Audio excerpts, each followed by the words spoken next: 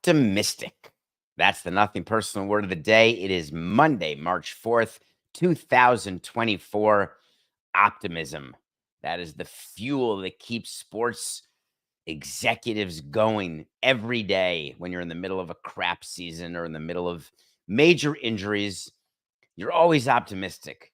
Our replacements are going to be just as good as the injured players. Or we've lost a bunch in a row, but we're totally going to be fine. Let me do the math. We're not eliminated yet. Optimism. It is arguably even more important than your ability to evaluate is your ability to be optimistic. Well, this past weekend, the Atlanta Braves have required a huge dose of optimism as their superstar, Ronald Acuna, is hurt again. This is the reigning MVP of the National League. This is the player who was the centerpiece of the greatest offense in baseball. Better than the Dodgers without Ohtani, better than the Dodgers with Ohtani, better than just about any other team. No, better than every team. Combining with the pitching staff that now has Chris Sale, who has a spring training renaissance going on. Please ignore that. Please. No, not the show. Ignore when you see releases that Chris Sale has 3 starts with 5 hits and no runs and 10 strikeouts and 1 walk. Who cares? There is nothing more meaningless than spring training stats. Don't let it further your narrative about whether you think this guy's good or this guy's bad. Stanton stinks. He's hitting 100. At your own risk. Soto's got a 2,600 OPS. This guy's the MVP, the greatest Yankee to ever don pinstripes. It is so ridiculous to correlate spring training performance to regular season performance. Just watch. However, injuries are a different can of wax, a different ball of beans. So Acuna is in a rundown, hurts his knee. The call goes to Anthopoulos. Hey, get him out of the game. Precautionary. Let's see what happens when he wakes up. Let's not panic. Remember, he missed a season, had surgery, tore his ACL. Remember that. Wakes up the next morning. How you doing? I remember those phone calls. Spring training's different than the regular season. You are at the ballpark during spring training at 6 a.m. It is your routine. You're there at 6 a.m. The players sprinkle in. The trainers there already because there's afternoon games every day. So everything is different in terms of your schedule. The players always wanted, and so did the staff, side note, more night games so they could get on the routine of the season. And we would have like one night game a spring. They've started to have a few more night games, but in general, spring training games are afternoon. So it really does throw off your entire routine. It's strange how routine baseball is, but you do get into the day routine for spring training, which is in the office at 6 a.m. You go right down to the clubhouse. You go right into the training room. Hey, is Acuna in yet? No, coming in. All right. Let's get a bat in his hand. All right, get him in the cage. How's he doing? How does he look? Let me feel him. Let me look at his knee. All right, let's do some BP. Criminy. We walk out to the main field. He's doing BP. It doesn't look right. His swing is a little off. And when you see that, you immediately pull him. It's called getting scratched. But what it is getting panicked because something looks off. So then you look at Acuna and say, all right, we need to get you an MRI. He got an MRI Friday. What the Braves are having you think is that they have no idea what's going on. They're waiting till he goes to LA Monday, today, to go see the doctor who committed the surgery, Dr. Neil Elatraj. Prime #1 doctor, does UCLs, does a bunch of stuff. One of the best in the business. So what the Braves would have you think, and they had Brian Snitker, their manager, give you the talking point. Right now, we're trying to be optimistic, is what Snitker said Saturday. Maybe just a couple weeks or whatever, just to calm everything down. But honestly, I don't know until we get what the doctor out there says. News alert to everyone who watches Nothing Personal. You know how this works. As president of a team, I am not waiting until Monday when he has the MRI Friday. He's in the tube. He's out of the tube. The results are given to my team doctor, my trainer. I see them. Then they are sent electronically to the doctor in LA. The doctor in LA looks at them. I don't care if he's on vacation. I don't care if he's in surgery. We're going to have the doctor on Friday, Dr. Neil Elatraj, will look at that MRI and then will tell me, David, it looks torn. I mean, I'll look at him Monday, but just be ready. I think the meniscus is torn. David, doesn't look bad at all. I think there's some swelling. I had great work in there. It's some scar tissue. We're going to let it calm down. Hey, David, we're going to do a little P, then we're going to replace with some P, and then we'll have some R. 4 weeks, and then all's good. Not ready for opening day, but he should be ready to go May 1. Hey, David, you may want to consider what you're going to do because my guess is you're looking at 3 to 4 months. It's done. Atlanta has the info. When we send a player to a doctor in another state, it's merely for the doctor to put his hands on something to confirm what he's already diagnosed through the electronic information disseminated to him from the MRI or from the X-ray that we've sent. That's what he does when he's in person with the player. He's got the player there. He's got the MRI right up on the board, and he's looking around. Yeah, looks pretty torn to me. Remember, Acuna tore his ACL, same knee, 2021. So what do we think is going to happen here? If you're the Braves, it's just not good. Because when you've got a long-term commitment, if you were a free agent coming up next year, you weren't going to re-sign him, we'd encourage him, hey, just suck it up, take some Toradol. We'll give you some shots. Just get out there. Let's go. We'll rest you from time to time. We'd like you to play, 130 games, 120 to 130. We can work in an IL somewhere in August so that you're fresh for September, October, but we'll map out your season for you. But when he's your player signed long-term and there's risk of missing even more time if he has to have a little cleanup, a little surgery, my vote would be, and I've had this argument with baseball people and with owners, my vote would be now. I don't like the treatment where players who have a torn UCL say, I'm going to pitch through it. I'm going to be the one guy. I'll be Tanaka. It'll all work fine. Just give me an injection and let me work through it. It never works. It's always Tommy John, and then we're just delayed. So my vote would be if Acuna needs the surgery, get it now. See if he can come back toward the end of the season. This is an issue with these contracts. Atlanta gets tons of credit for signing all these guys long-term. All these teams get loved on by fans and agents for all these decades-long deals. But no one ever focuses on the reality of performance and the ability to maintain performance and how few players actually do maintain performance over a long period of time. Now, this is not impugning Acuna's deal or his talent, but it is the facts of life, Tootie, that long-term deals generally don't work, even when you feel like they're working. Which brings me to a Monday morning with Boras. Yeah, I had a good weekend because one of his other clients got signed. Matt Chapman, congratulations. You are the new owner of the Booby Prize from the San Francisco Giants, where Scott Boras throws clients, where people try to sign for short periods of time because they don't get anything anywhere else. You remember Coca? Hi, my name is David Samson. What is the name of the player who just signed the 3-year deal? Cody Bellinger. Golly. Just another manic Monday.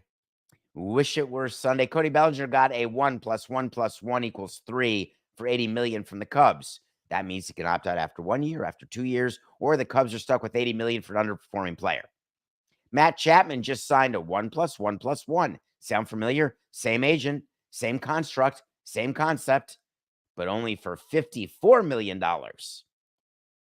Matt Chapman, 3 years, 54, the exact same structure. He is a San Francisco Giant. Yes, that same team who did sign Jorge Soler this year. from the Marlins, free agent. The same team that wanted Correa and then failed him. Wanted Judge, couldn't get him. They love being in the free agent fight. I did Coca. I did San Francisco radio the other day. And I asked them, do you like being a bridesmaid? Does it feel good that you're in the mix? Or would you rather be a team that never bids for anybody? No expectation you'll get anybody. Or do you want to bid for everybody and get nobody? And this gets right to the heart of my favorite philosophical concept of being a consequentialist. What's the difference between the Marlins and the Giants if they're getting the same nobody? Now, but David, the Giants got Soler. Now the Giants got Chapman. The Giants are rolling. Sneaky good offseason. Passing by the Diamondbacks, Padres, and Dodgers. Sneaking by the Diamondbacks and Padres. No. Sneaking by the Padres. No. Sneaking by nobody. Don't worry, though. I wonder whether Chapman called up Conforto or Boras had Conforto call Chapman and say, hey, this is a great plan. I'm telling you, these little 1+1 deals are brilliant. San Francisco's amazing. Great ballpark, great ownership, great manager. Bruce Bochy's the best. Oh, Bob Melvin's the best. Oh. You know what's great about Boras and the Giants? He's like their bailout team. Desperation. Farhan, please do me a solid. Sign my guy. Farhan did a press conference. He said, hey, I'm telling you, we're in in-season mode. We're done. We're not taking on any more players. We're good. After he signed Soler, he said the same thing. After he signs Chapman, he said, we're done. Same exact thing he said after Soler, except then he signed Chapman. If you're an agent and you hear a team saying you're done, but then they sign another guy, it means you're not done. Boras needs to find a taker for Snell. He needs to find a taker for Montgomery. There is no doubt the Giants could use another starting pitcher. As a matter of fact, 30 teams could use another starting pitcher. What I liked about Farhan's comment, though, is when he discussed, quote, in-season mode versus off-season mode. I want to explain to you the difference between the two. Because GMs will try to talk and they'll try to speak in tongues and sound overly intelligent and sound like, oh, they're the only ones who can do this job because it's like solving peace in the Middle East. Off-season mode, I don't know if that popped the microphone. I hope it didn't, Coco. Off-season mode is when you are doing roster construction. You are taking the budget as given to you by the team president, and you are allocating the resources in that budget in the short and long term. You are getting your coaching staff together. You're getting your development staff together. You are making handbooks and plans, and you're doing philosophies. You're setting up spring training. You're going on vacation. That's off-season mode. In-season mode, you are being reactive to things that happen during the course of a season, injuries, lack of performance, the end of delusion, the start of delusion. You are taking what is in front of you and you are testing each and every day how it correlates to what you thought was going to be in front of you during a particular game, week, month, or season. But roster construction is a huge part of in-season activity. Look at the number of transactions teams do. You're sending people out. You're putting people on the injured list. You're moving people around in transactions that you never even see. When we're moving guys from single A to double A, from double A down to single A, from single A to triple A, we have the rotation that we know who's starting in single A, double A, triple A. So we know who we may need in the major leagues. Are they rested? How many pitchers are they throwing? It's not like you're running just your major league team in season. You're running your major league team and all of your minor league teams. And it's supposed to, in an ideal world, be like a symphony where the GM is the conductor. The lead violinist is your head of player development, the one who's taking the cues from you and then disseminating them throughout the orchestra. And when it works well, it's a song of perfection, except there's people blowing bullhorns all the time during the course of a season. And the bullhorns are the injuries. The bullhorns are the owner who wants to do something that you don't want to do. The bullhorns are the HR issues that you have with players or with staff. There's always people clanging a drum. But when it's quiet and nice, in season is a beautiful thing. But when opportunities present themselves in season, which are no different than the off-season opportunities that come from an agent and a free agent, in-season opportunities come from agents when they call and say, hey, I think my guy's available, my guy's unhappy. Let's talk about it, tampering. A GM calls and says, hey, let's talk. I got this guy ready to move. The owner says, hey, we got to move this guy. There's all sorts of different things that happen in season that are all roster construction based. So we would never ask our GM to publicly say that either we're in season mode, we're in off-season mode, we're in the market for any more guys, we're not in the market for any more guys. My view is we say nothing because we could be a day away from the owner saying, hey, here's an extra $20 million out of nowhere, and I wanted only if we can get Montgomery on a 1+1, let's slot him into the rotation. Why can't that happen? I don't want Boras to know that that's even a possibility. I don't want our fan base to know that's a possibility. I don't want any part of that. Meanwhile, we're 16 days away from the start of the regular season. There are 2 pitchers available who could help both the teams going to Korea. Spoiler alert, the Cy Young Award winner was on one of the teams going to Korea, and he won't be coming back. All right. I like that. Farhan said, we're really focused on the players that we have and how they're going to fit together, as opposed to focused on the players we don't have. Come on, Farhan. Be better than that. As GMs or presidents, we're not just focused on our own team. Why do we carry around a list of every player on every 40-man roster in Major League Baseball? Why are we always looking at which puzzle pieces fit on our roster? Every day. It's all we talk about. All right, we come back. Let's take a break, Coco. We come back. We are going to review one of the best movies I've seen this year, and I have to change my top 5 for the year now. And then we have a So You Want to Talk to Samson about college. And yes, we are going to get to Caitlin Clark. We'll be right back.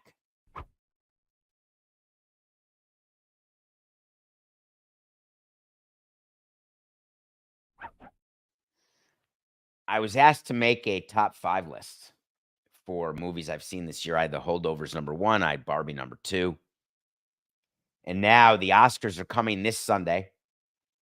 We will be in Miami live from the stained carpet. Me, Adnan Virk, and Ben Lyons. We're doing a pre-show. We'll have a watch party during the show. We'll be on the air from 4 o'clock on Sunday on Levitard's YouTube channel, all part of Levitard. I'll be doing the Levitard show Friday from Miami. Nothing Personal Friday from Miami. We'll be back doing Levitard Monday, so I'll do Nothing Personal a week from today from the Miami studios. I've got my blank ballot right here. It's got to get filled out because we're going to be disclosing all of my picks on the pre-show.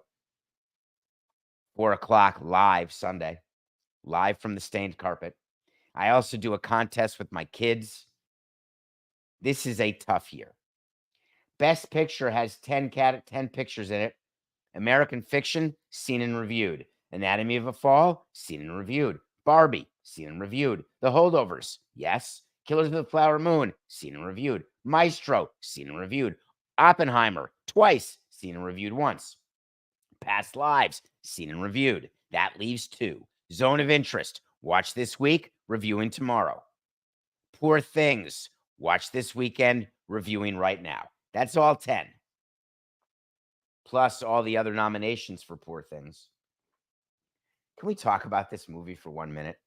Because it is, I want to give you the right word. The right word is, are you willing to watch a movie where you look at Willem Dafoe and you look at Mark Ruffalo and you look at Emma Stone and you say to yourself, this likely can't happen. It is surreal. It is part dystopic,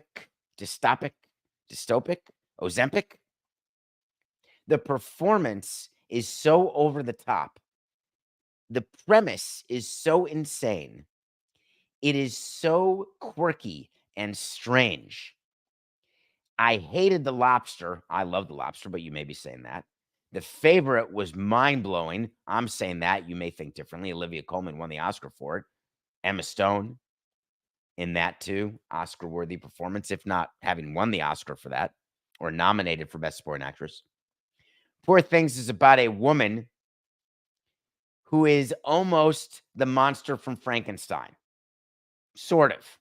It's sort of like 13 going on 30. Sort of. It's sort of like what it's like when there is a baby's brain in a woman's body and a man who's very much in control, but not in a sexual way. And then there's another man who wants to own the woman who's sort of owned by yet another man. And then there's a third guy who's assigned a babysitter, but then ends up maybe with her, maybe without her. How am I doing? Poor Things, certainly in the top 5 of any movie I've seen this year. I may have to put it above The Holdovers. There wasn't one frame of the 140-minute movie. It was 2 hours and 20 minutes. There wasn't one frame, 1 minute where I turned away. Watched it straight through, 0 checks of the phone. There's a lot of talk of all the nudity in it because Emma Stone spends many, many scenes naked, and people are focused on that, and I can't figure it out for the life of me. Just like when I was watching Saturday Night Live this weekend, the obsession over Sydney Sweeney, her chest, being naked, not being naked. Oh, it's the most views SNL clips have ever had because of Sydney Sweeney. I guess it's just different. I grew up where bodies, naked bodies, were far more acceptable than guns. And yet so many kids grow up where their parents say, oh my God, it's a nipple. Go back to playing with your AR-15. I haven't quite figured that one out yet. Seeing Emma Stone naked. It's part of the art of the movie. It has to be that way. Her character has to be. It's not gratuitous. The sex in the movie is a critical part of the movie. Yet people are saying, wow, an Oscar winner willing to get naked. What does that say about her? Just like with Sydney Sweeney. Someone with that body, normally you'd have a body double. Like Julia Roberts in Notting Hill, describing the body double to Hugh Grant. I have an idea. Wouldn't it be amazing if we all treated nudity for what it was, which is just, hey, we all have breasts and nipples. We're all naked at least once a day, some of us twice a day. Depends how good things are going.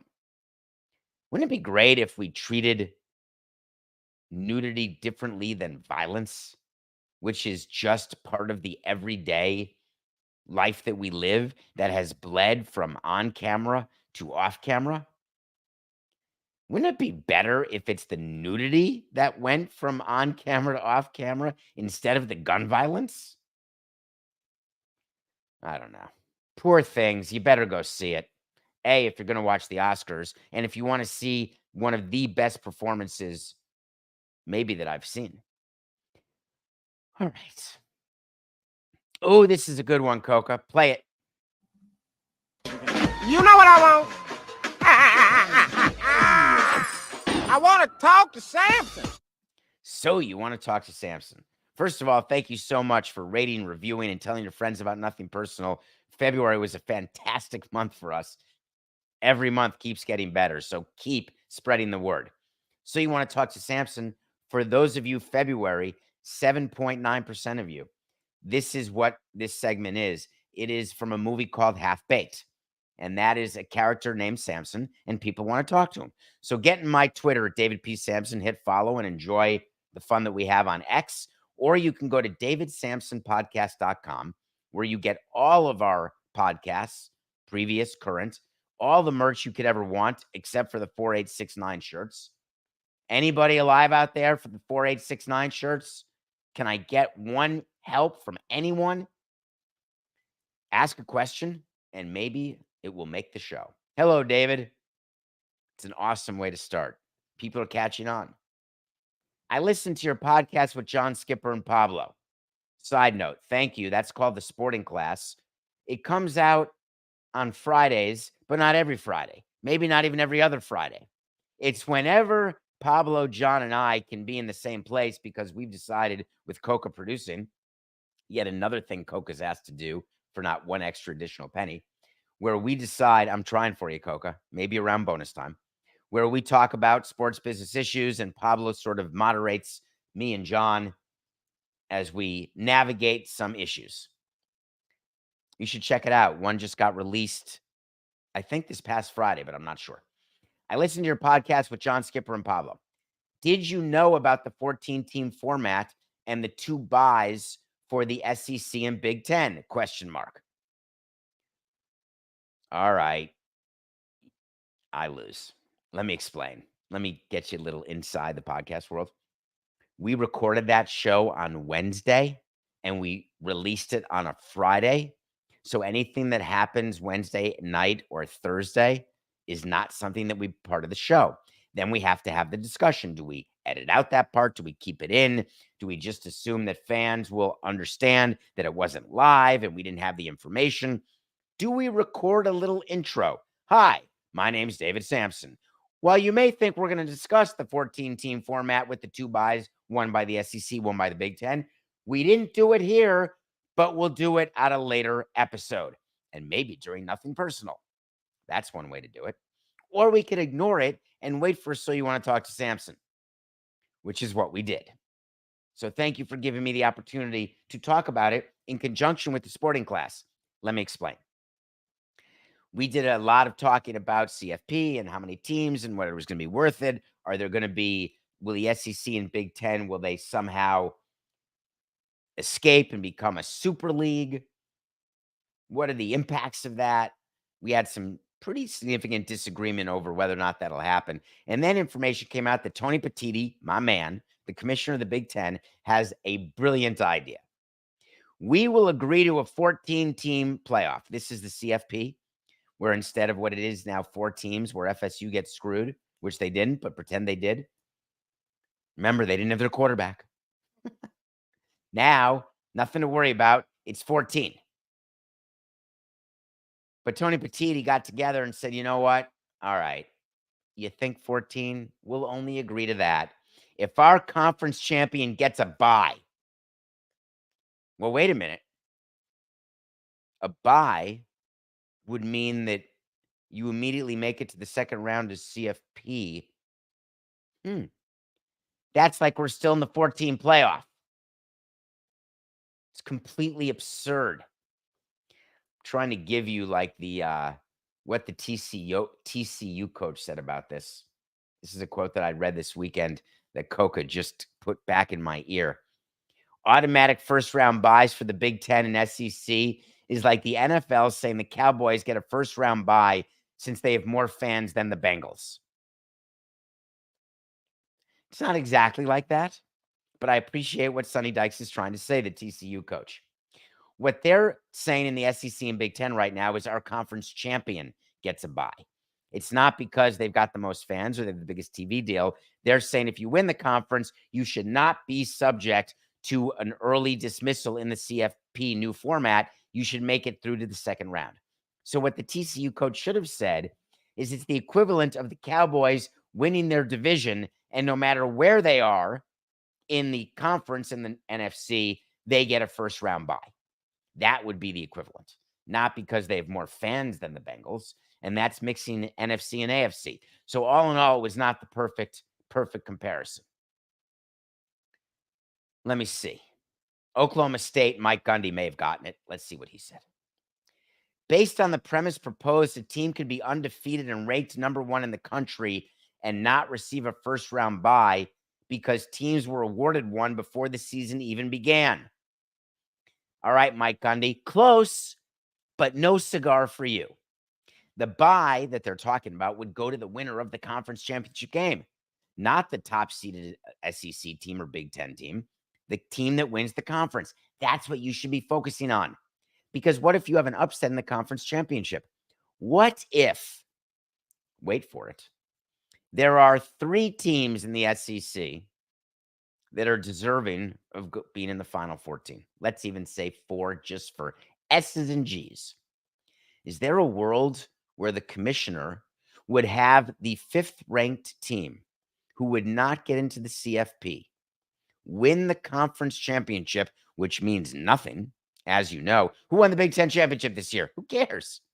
Michigan won the overall title. Can you remember who won the Big Ten championship? Who cares? Who won the SEC championship? Don't know. Don't care. It's all about winning the CFP. Of course, people who went to the schools that won their conference championship say, no, David, winning the conference championship is amazing. All right, whatever. What about a scenario where the commissioner has the 5th-rated team win the championship, get the automatic bye, and then the other 4 have to get in because they're so good? So then you've got 5 of the 14 from a conference, which means you get that much extra money. Is that type of thing possible? Would any commissioner ever do that? Am I impugning the will of teams to win on the field and telling you that the fix could be in? Oh, perish the thought. Do you think the CFP or the NCAA or anybody should institute a system where there is the possibility of malfeasance?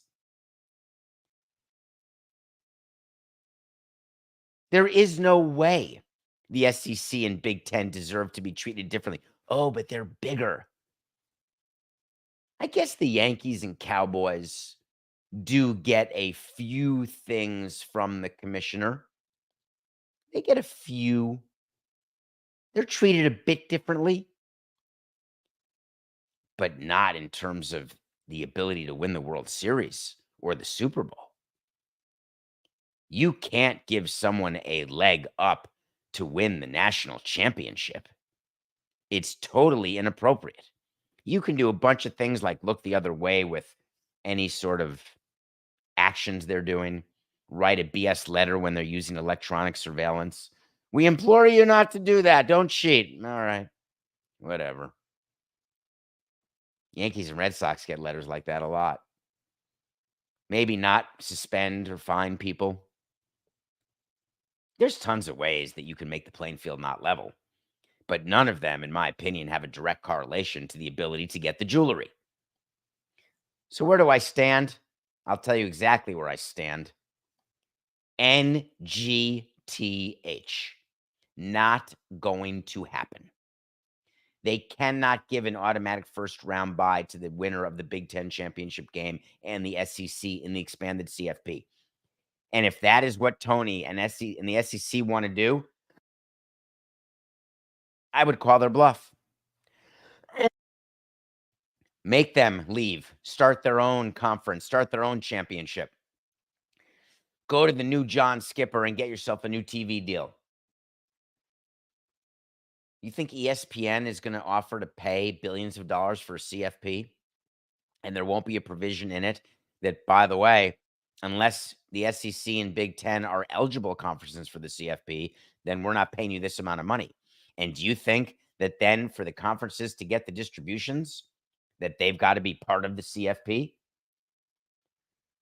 Do you think it's possible that the SEC and Big Ten can go out and form their own league on their own and get the same type of revenue, the same type of governance, the same type of deals as being part of the bigger picture? That sounds very Premier League-like. How did that Super League work out? Thanks for the question, but it's not happening. As a matter of fact, Coca, let's make it an official wait to see. Automatic buys for conference champions of SEC and Big Ten will not happen. That is automatic. Wait to see. When we tell you something's going to happen, if it does, great. If it doesn't, fine. We're making that our wait to see this year. All right, Kate, ready, Coca? 4-8-69. Wait to see is when we tell you something's going to happen. If it does, great. If it doesn't, fine. Our wait to see for today, Monday, March 4th, is that automatic buys for conference champions of SEC and Big Ten will not happen. Not. What will happen is Caitlin Clark has become the most prolific scorer in college history. Did you watch it? It was pretty cool. Needed 8 points, got it on a bunch of free throws. She's so good. She's turning pro. We covered it last week. She's going to be on the Fever. Her college career is ending. There's nothing more she can do. She passed Pistol Pete Maravich.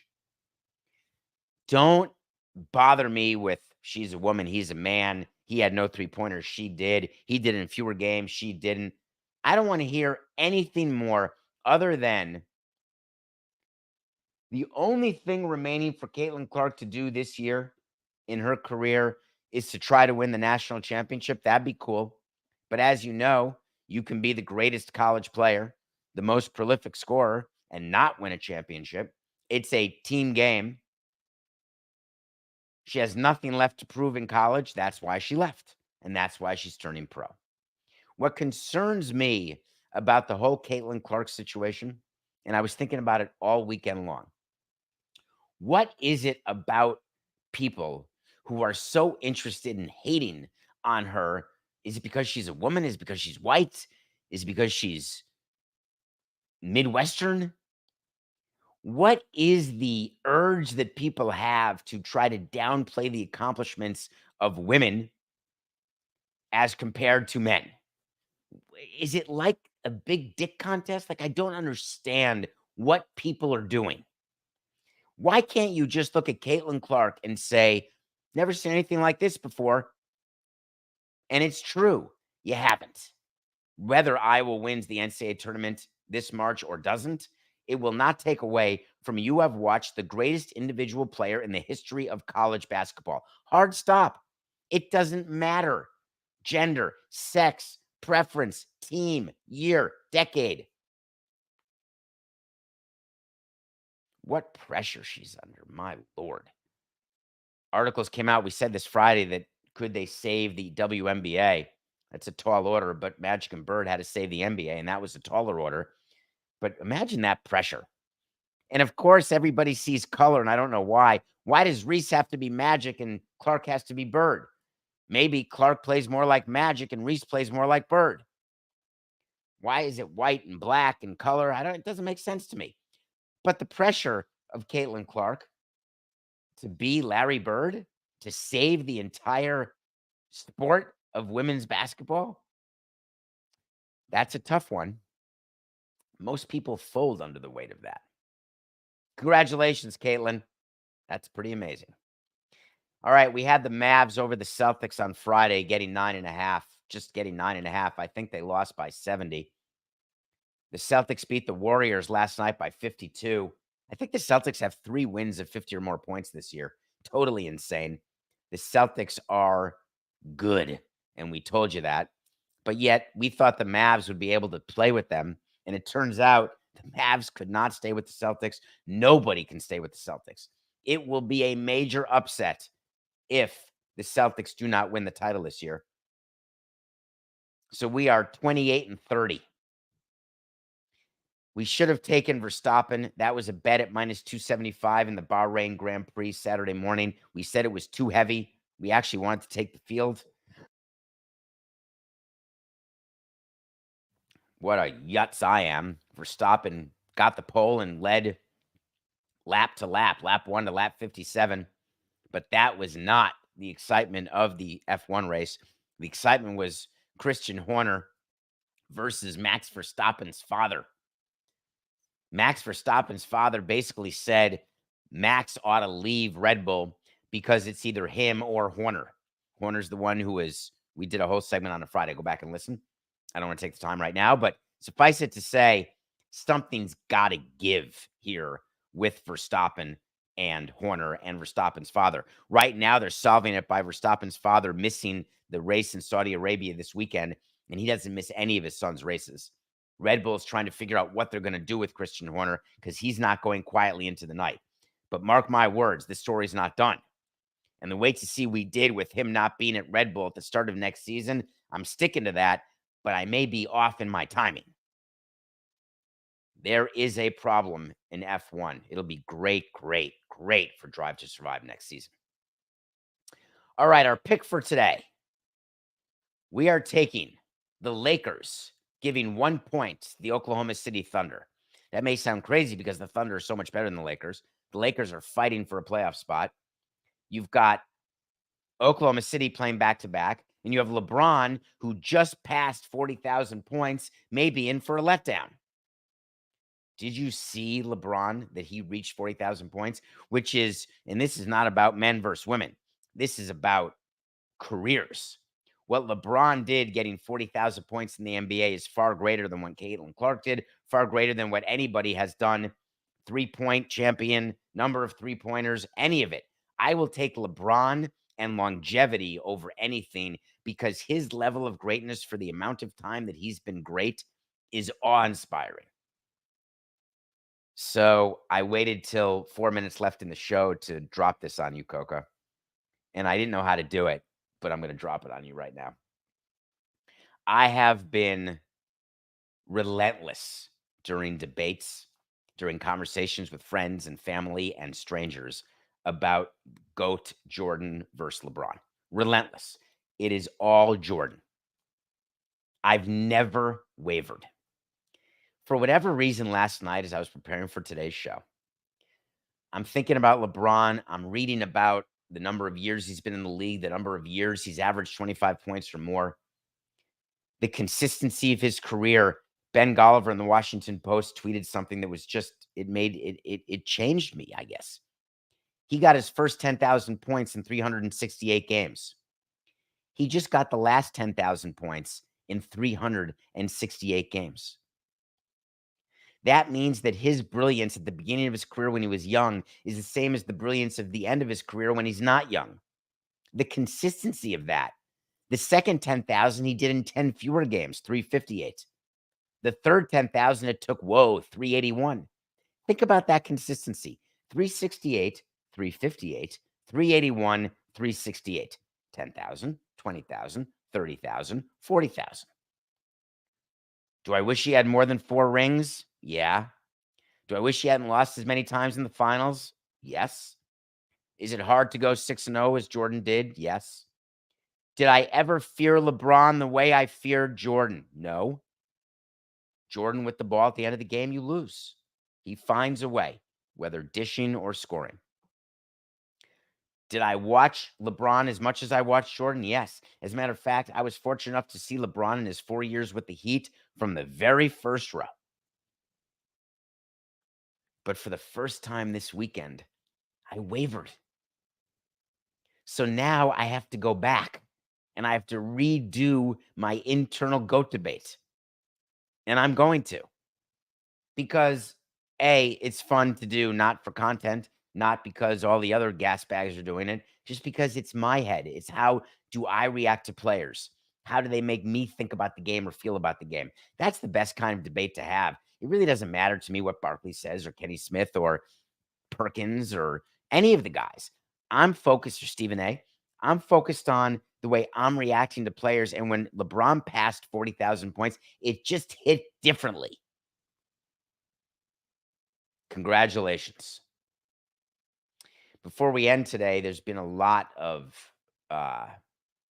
tributes to Chris Mortensen, the ESPN insider, who passed away quite prematurely at the age of 72.